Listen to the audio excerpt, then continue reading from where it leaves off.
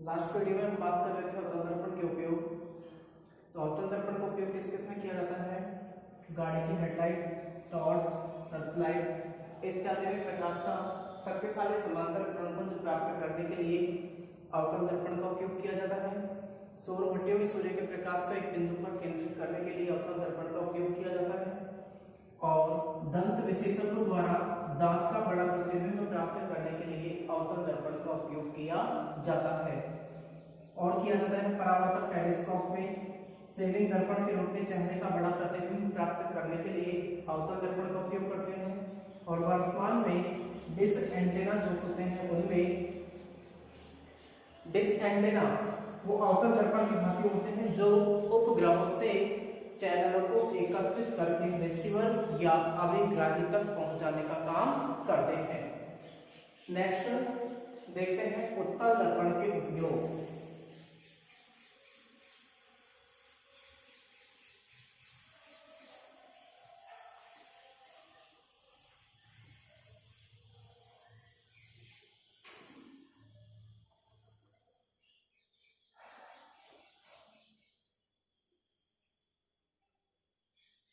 उत्तल दर्पण के उपयोग।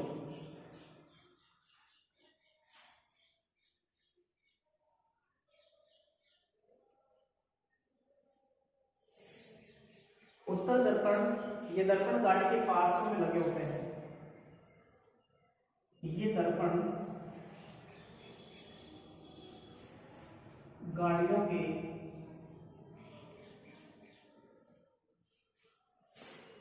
के पार्श्व में लगे होते हैं।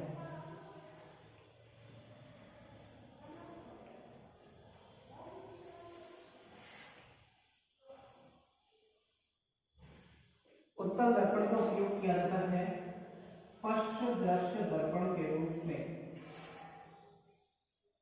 पश्च दृश्य दर्पण के रूप में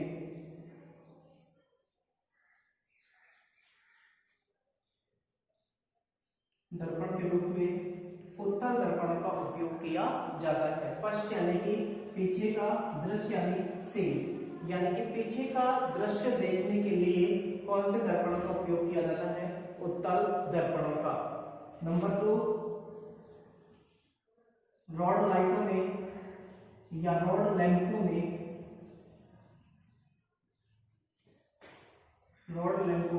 प्रकाश विस्तारक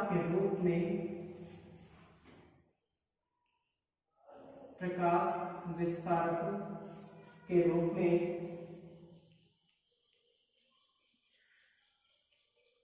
उत्तल दर्पण का उपयोग किया जाता है। प्रकाश विस्तारक यानी फैलाने में। नंबर 3, वर्तमान में जो नए एटीएम मशीन है, एटीएम मशीनों में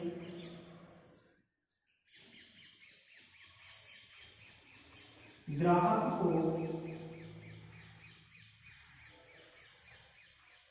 पीछे का दृश्य देखने के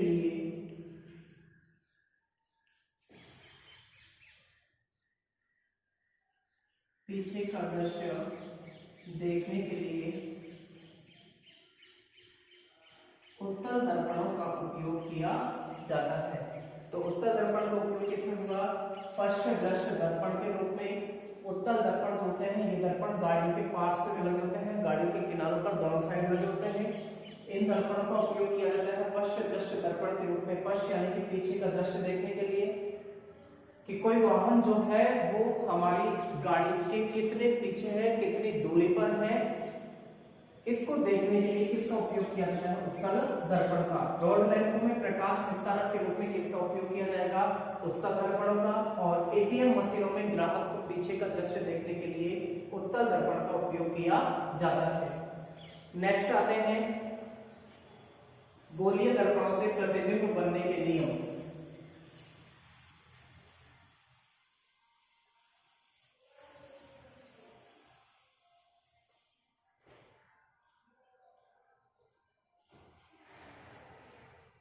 गोलीय दर्पणों से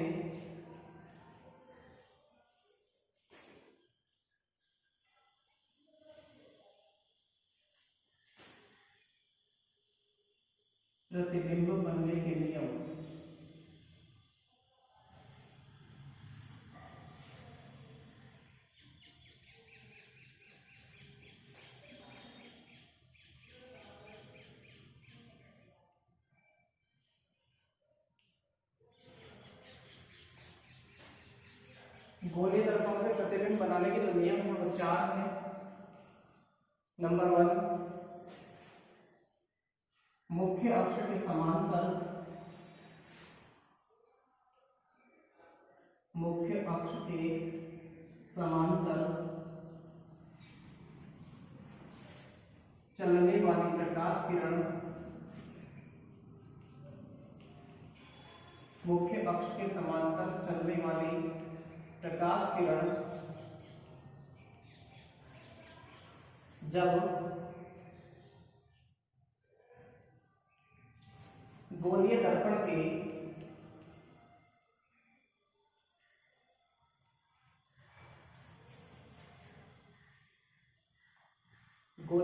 के परावर्तक पृष्ठ पर आपतित होती है,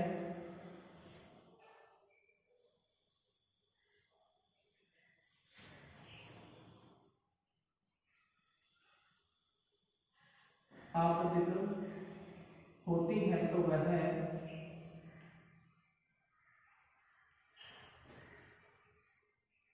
परावर्तन के पश्चात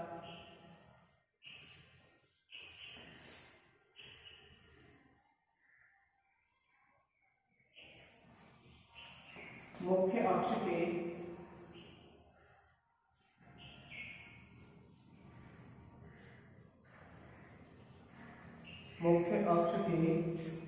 एक बिंदु से गुजरती है,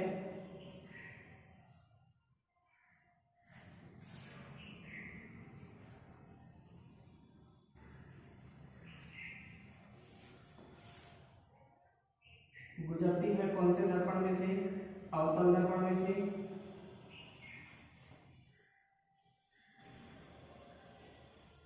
या गुजरते हुए प्रतीत होती है।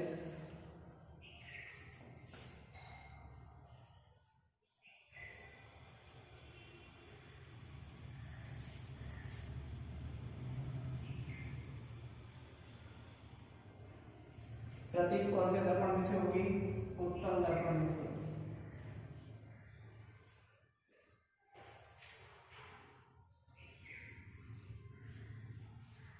तो पहला नियम हो जाएगा, मुख्य अक्ष के समांतर चलने वाली प्रकाश किरण जब गोलीय दर्पण के परावर्तक पृष्ठ पर आपतित होती है तो वह परावर्तन के पश्चात मुख्य अक्ष के एक बिंदु से गुजरती है। कौन से दर्पण में से गुजरेगी? अवतल दर्पण में से, या गुजरती हुई प्रतीत होती है तो वो दर्पण कौन सा होगा? उत्तल दर्पण। जैसे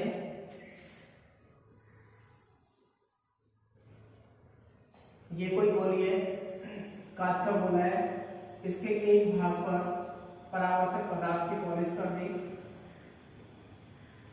तो अंदर वाला पृष्ठ कौन सा होगा? परावर्तक पृष्ठ। गोलीय दर्पण के परावर्तक पृष्ठ की सीमा रेखा का व्यास दर्पण का द्वारा कहलाता है। गोलीय दर्पण के परावर्तक पृष्ठ की सीमा रेखा का मध्य बिंदु दर्पण का ध्रुव कहलाता है, जिसे P से प्रदर्शित करते हैं। ये गोलीय दर्पण किसी खोखले गोले का भाग होता है, उस गोले का केंद्र दर्पण का वक्रता केंद्र कहलाता है, जिसे C से प्रदर्शित करते हैं। वक्रता केंद्र C व दर्पण के ध्रुव P को मिलाने वाली रेखा मुख्य अक्ष कहलाती है। नियम हमारा है, मुख्य अक्ष के समांतर चलने वाली प्रकाश किरणें जब गोलीय दर्पण के परावर्तक पृष्ठ पर आपतित होती है तो वह परावर्तन के पश्चात मुख्य अक्ष के एक बिंदु से गुजरती है, तो दर्पण कौन सा होगा? अवतल। या गुजरती हुई प्रतीत होती है तो दर्पण होगा उत्तल। तो इस मुख्य अक्ष को और आगे की ओर बढ़ा दिया। अब मुख्य अक्ष के समांतर ये कोई प्रकाश किरण है जो किसके समांतर? मुख्य अक्ष के समांतर प्रकाश किरण, मुख्य अक्ष के समांतर चलने वाली प्रकाश किरण ये गोलीय दर्पण के परावर्तक पृष्ठ पर आपतित हो रही है, तो यहां से परावर्तन के पश्चात यह मुख्य अक्ष के एक बिंदु से होकर गुजरती है। ये हो जाएगी परावर्तित प्रकाश किरण, और इन दोनों के बीच अभिलंबवत प्रकाश किरण होगी वक्रता केंद्र C से होकर आने वाली।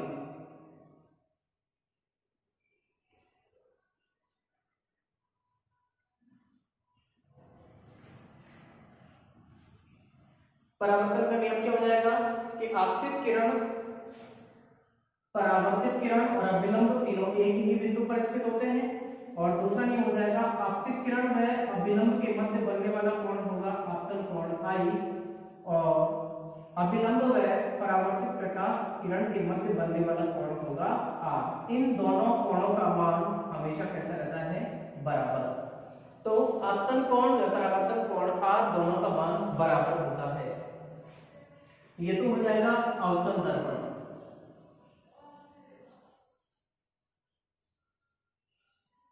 उत्तल दर्पण किसे कहते हैं? वह गोलीय दर्पण जिसका परावर्तक पृष्ठ बाहर की ओर उभरा हुआ होता है। तो इसके अंदर वाले पृष्ठ पर किसकी पॉलिश कर देंगे? परावर्तक पदार्थ की।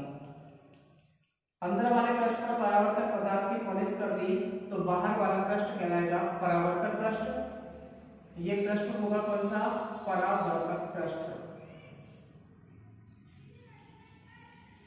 द्वारक गोलीय दर्पण के परावर्तक पृष्ठ की सीमा रेखा का व्यास दर्पण का द्वारक कहलाता है, जिसे m व n से प्रदर्शित करते हैं। गोलीय दर्पण के परावर्तक पृष्ठ की सीमा रेखा का मध्य बिंदु दर्पण का ध्रुव P कहलाता है, जिसे P से प्रदर्शित करते हैं ध्रुव को। गोलीय दर्पण, ये गोलीय दर्पण जो है ये किसी खोखले गोले का भाग होता है। उस गोले का केंद्र दर्पण का वक्रता केंद्र कहलाता है। वक्रता केंद्र को C से प्रदर्शित करते हैं। वक्रता केंद्र C व दर्पण के ध्रुव P को मिलाने वाली रेखा मुख्य अक्ष कहलाती है। दर्पण के ध्रुव P व वक्रता केंद्र C को मिलाने वाली रेखा क्या कहलाएगी? मुख्य अक्ष। इस मुख्य अक्ष को दर्पण के पीछे की ओर, दर्पण के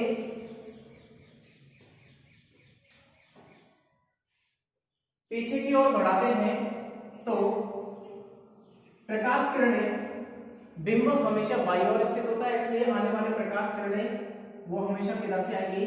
बाईं ओर से। ये आपतित प्रकाश किरण, मुख्य अक्ष के समांतर चलने वाली प्रकाश किरण जब गोलीय दर्पण के परावर्तक पृष्ठ पर आपतित होती है तो वह परावर्तन के पश्चात मुख्य अक्ष के एक बिंदु से गुजरती है। तो वो बिंदु कौन सा होगा? मुख्य फोकस। ये तो हो जाएगा अवतल दर्पण में। और गुजरती हुई प्रतीत होती है तो वो दर्पण कौन सा होगा? उत्तल। अब उत्तल दर्पण क्या करता है? उत्तल दर्पण मुख्य अक्ष के समांतर आने वाली प्रकाश किरणों को अपसरित कर देता है, यानी कि फैला देता है। तो ये प्रकाश किरण जो है यहाँ टकराई और टकराने के पश्चात इस प्रकार से परावर्तित हो जाएगी। ये प्रकाश किरण है परावर्तित प्रकाश किरण। इस परावर्तित प्रकाश किरण को हम दर्पण के पीछे की ओर बढ़ाते हैं तो ये मुख्य अक्ष के एक बिंदु पर मिलती हुई प्रतीत होती है। जिस बिंदु पर मिलती हुई प्रतीत होगी वो बिंदु होगा मुख्य फोकस। और इसमें आपतन कोण और परावर्तन कोण के मान को देखें तो वो प्रकाश किरण कहां से चलेगी? वक्रता केंद्र C से चलती हुई प्रतीत होगी।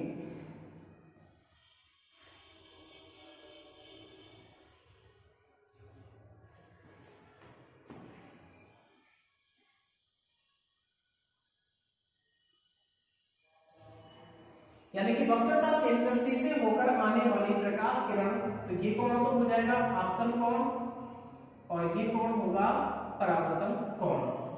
तो उत्तल दर्पण में जब प्रकाश की किरणें मुख्य अक्ष के समांतर चलने वाली प्रकाश किरण जब उत्तल दर्पण के परावर्तक पृष्ठ पर आपतित होती है तो वह परावर्तन के पश्चात मुख्य अक्ष के एक बिंदु से गुजरती हुई प्रतीत होती है। तो दर्पण कौन सा होगा? उत्तल दर्पण। तो पहला नियम हमारा हो जाएगा मुख्य अक्ष के समांतर चलने वाली प्रकाश किरण जब गोलीय दर्पण के परावर्तक पृष्ठ पर आपतित होती है तो वह परावर्तन के पश्चात मुख्य अक्ष के एक बिंदु से गुजरती है, यानी कि दर्पण होगा अवतल। या गुजरती हुई प्रतीत होती है तो दर्पण कौन सा होगा? उत्तल।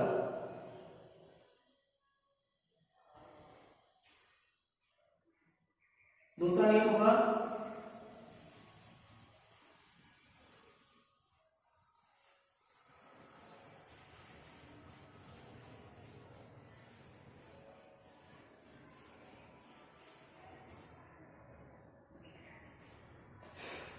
मुख्य फोकस से होकर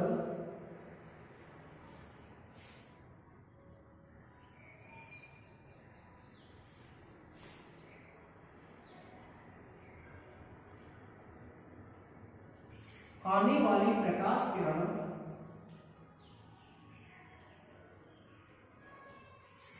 आने वाली प्रकाश किरण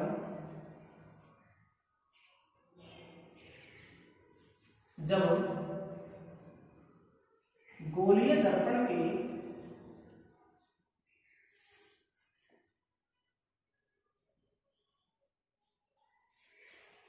परावर्तक पृष्ठ पर आपतित होती है,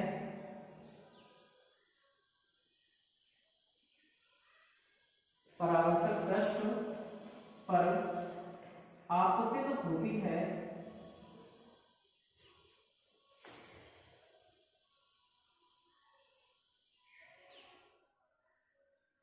तो वह परावर्तन के पश्चात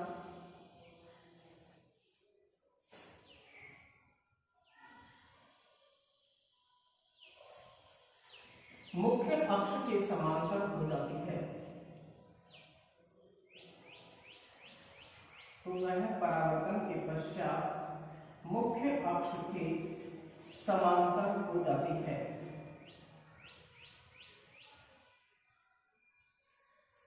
दूसरा नियम हो जाएगा, मुख्य फोकस से होकर आने वाली प्रकाश किरण जब गोलीय दर्पण के परावर्तक पृष्ठ पर आपतित होती है तो वह परावर्तन के पश्चात मुख्य अक्ष के समांतर हो जाती है। अब गोलीय दर्पण हमारे पास में होते हैं दो प्रकार के। तो नंबर 1 अवतल दर्पण में क्या होगा, अवतल दर्पण हो या उत्तल दर्पण, दोनों में प्रकाश किरण जो है ये मुख्य अक्ष के समांतर हो जाती है। अवतल दर्पण किसे कहते हैं, वह गोलीय दर्पण जिसका परावर्तक पृष्ठ अंदर की ओर वक्रित होता है वो दर्पण कहलाता है अवतल दर्पण। गोलीय दर्पण के परावर्तक पृष्ठ की सीमा रेखा का व्यास दर्पण का द्वारक कहलाता है। गोलीय दर्पण के परावर्तक पृष्ठ की सीमा रेखा का मध्य बिंदु दर्पण का ध्रुव कहलाता है, जिसे P से प्रदर्शित करते हैं। ये गोलीय दर्पण किसी खोखले गोले का भाग होता है, उस गोले का केंद्र दर्पण का वक्रता केंद्र कहलाता है, जिसे C से प्रदर्शित करते हैं। और C व P को मिलाने वाली रेखा मुख्य अक्ष कहलाती है। वक्रता केंद्र C व दर्पण के ध्रुव P के मध्य की दूरी ये कहलाती है वक्रता त्रिज्या, और वक्रता त्रिज्या r बराबर होता है 2f के। तो f बराबर हो जाएगा r/2, यानी कि इस वक्रता त्रिज्या का आधा वो कहलाएगी फोकस दूरी, यानी कि इसका बीच का बिंदु जो है वो कहलाएगा मुख्य फोकस। और नियम है हमारा, मुख्य फोकस से होकर आने वाली प्रकाश किरण जब गोलीय दर्पण के परावर्तक पृष्ठ पर आपतित होती है तो वह परावर्तन के पश्चात, यानी कि प्रकाश किरण जो है वो कहां से आएगी, मुख्य फोकस से, वस्तु से आएगी और मुख्य फोकस से होकर गुजरेगी। तो मुख्य फोकस से होकर आने वाली प्रकाश किरण ये हो जाएगी आपतित प्रकाश किरण। जब गोलीय दर्पण यानी कि अवतल दर्पण के परावर्तक पृष्ठ पर आपतित होगी तो यह परावर्तन के पश्चात मुख्य अक्ष के समांतर हो जाती है। यहां से एक प्रकाश किरण वक्रता केंद्र C से होकर के लाए तो ये अभिलंब की भांति कार्य करेगी।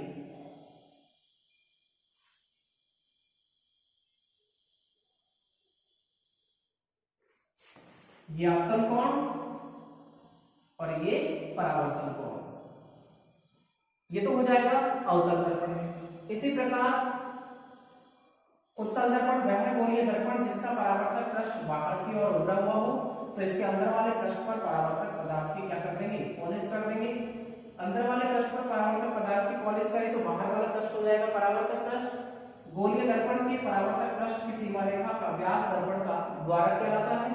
ये गोलीय दर्पण के परावर्तक पृष्ठ की सीमा रेखा का मध्य बिंदु दर्पण का ध्रुव कहलाता है। गोलीय दर्पण किसी खोखले गोले का भाग होता है, उस गोले का केंद्र दर्पण का वक्रता केंद्र कहलाता है, और वक्रता केंद्र C व P को मिलाने वाली रेखा मुख्य अक्ष कहलाती है। मुख्य अक्ष को पीछे की ओर बढ़ाया क्योंकि बिंब हमेशा बाईं ओर स्थित होता है। यही चूंकि R यानी कि दर्पण के ध्रुव P व वक्रता केंद्र C के मध्य की दूरी ये हो जाएगी वक्रता त्रिज्या, और वक्रता त्रिज्या r बराबर होती है 2f के, तो f बराबर होगा r/2, यानी कि इसका मिड पॉइंट ये होगा मुख्य फोकस। अब उत्तल दर्पण में जो प्रकाश किरण है वो मुख्य फोकस से आती हुई प्रतीत होगी।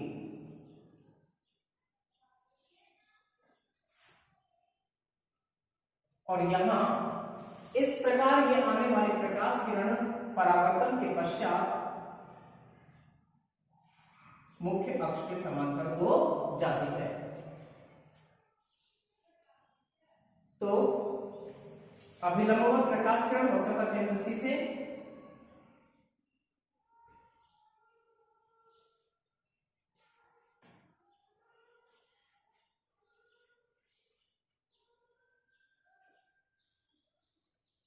ये बिंदु होगा मुख्य फोकस, ये हो जाएगी आपतित प्रकाश किरण,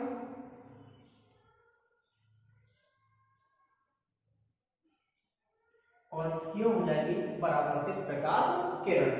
तो मुख्य फोकस से होकर आने वाली प्रकाश किरण जब गोलीय दर्पण के परावर्तक पृष्ठ पर आपतित होती है तो वह परावर्तन के पश्चात मुख्य अक्ष के समांतर हो जाती है। तो यहाँ ये तो हो जाएगा अवतल दर्पण में। अवतल दर्पण में प्रकाश किरण मुख्य फोकस से होकर आएगी, जबकि उत्तल दर्पण में मुख्य फोकस से आती हुई प्रतीत होगी। इस प्रकार ये हो जाएगा उत्तल दर्पण। नंबर 3,